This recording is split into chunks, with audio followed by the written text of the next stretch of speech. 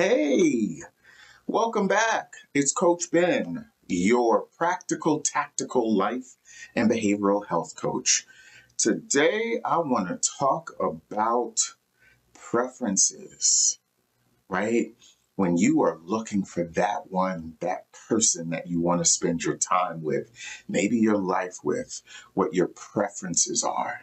And so I'm going to ask you right up front, I am begging you, please don't let your preferences keep you from your person.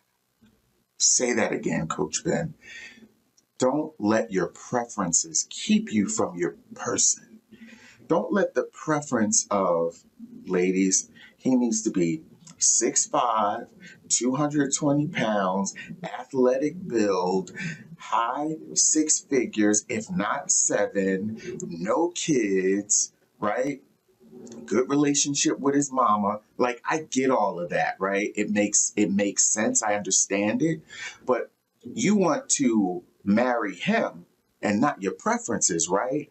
And out of your preferences, what I have not heard you say is, I want to make sure he has healthy boundaries with his mama. And if he has kids, I want to make sure he has healthy boundaries with his baby mama or his ex-wife, right? I want to make sure that he is of high value, meaning he has integrity and character, and he lives a life of value and can exercise impulse control, which means just because he thinks the lady walking by is attractive doesn't necessarily mean he's gonna try to hunch on her, right? He's able to say, "Ooh, she's sexy, but I don't need to have the sexy with her." Do you understand what I'm saying? Fellas, right? To quote Dr. Umar, she ain't got to be 5'5" and thick in the thighs, right? She ain't got to have light brown eyes, right? She don't necessarily have to have a flat stomach. She may have a fupa, right? Does she keep her bathroom clean, right? Does she see after her kids? How long has she been on her job? She asking you about money. How long she been working, right? Is she fully vested? Is she paying life insurance, right?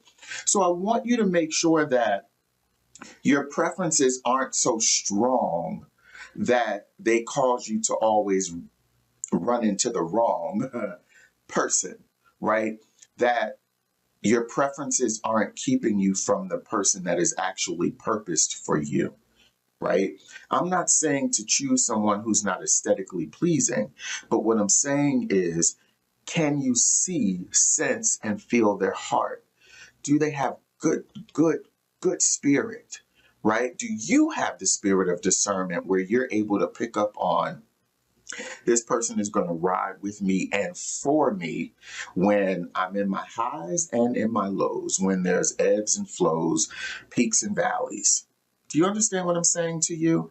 Because I do believe that there are people we're supposed to meet, we're designed for, that we're supposed to come in contact with. And we know that based on what they bring to our lives, what they give us. And I tell you guys this all the time. Your person is the person that is going to help you chase your purpose. They're going to want to understand, well, what were you created for? What is your gifts, your gill? What is your gift, skill, right? What's your talent, right? Because I want to support you in chasing that, right? Because your purpose can help you make profit, right?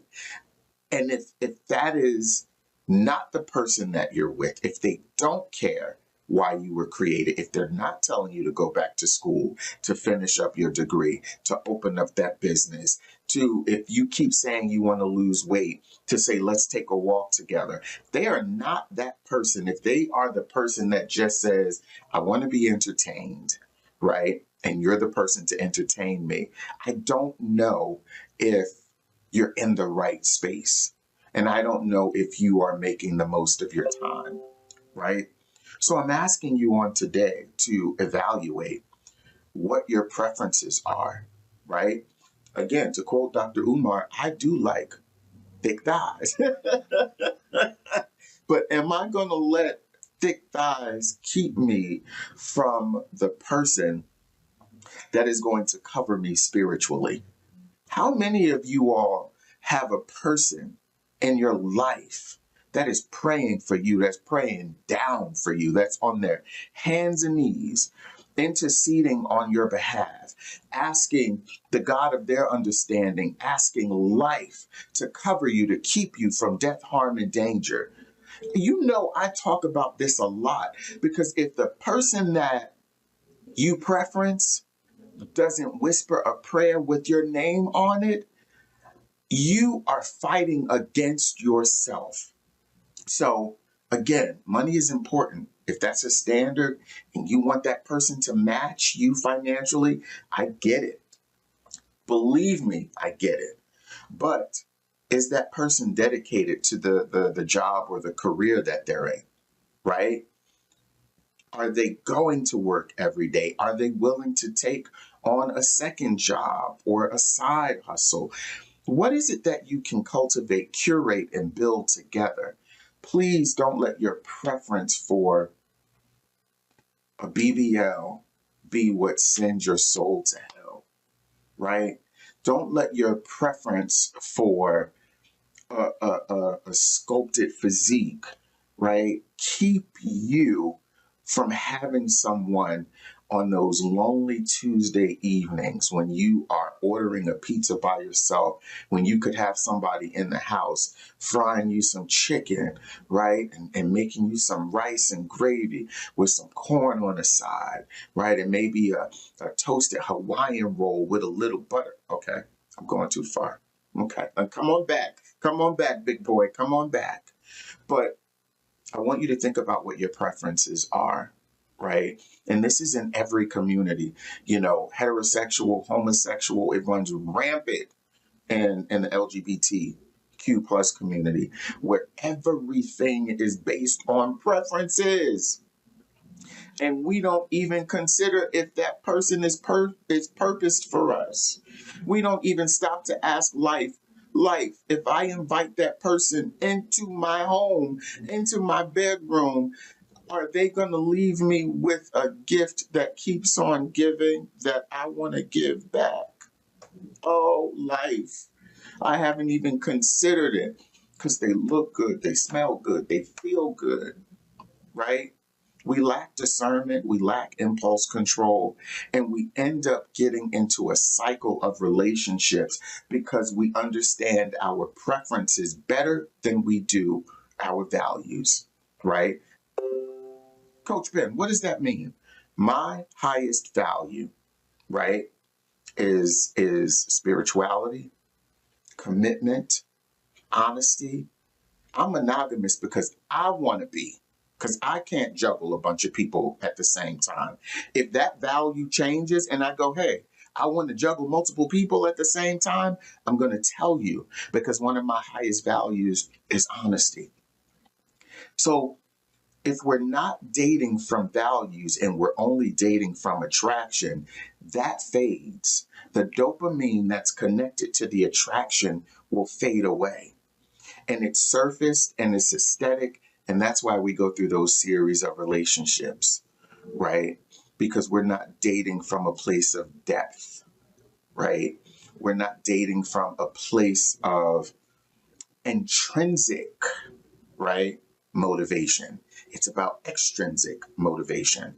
And so, as your coach, you know, my responsibility is to bring these conversations to the table, talk perspectives, not tell you what you should do, but ask you, what are you going to do, right? And beg you. So you don't have to pay me all the money after the fact of the broken relationship and the broken heart. If you start with scanning your preferences and comparing them against your values, do they match? If they don't, you're dating for your preferences and not your person. And you're going to miss the opportunity to be blessed with someone who is willing to and going to love you unconditionally. They're going to shower you with their love. They're going to lift you up to life and light. Do I have to keep going? I'm your coach, Coach Ben. It's the practical, tactical stuff, right?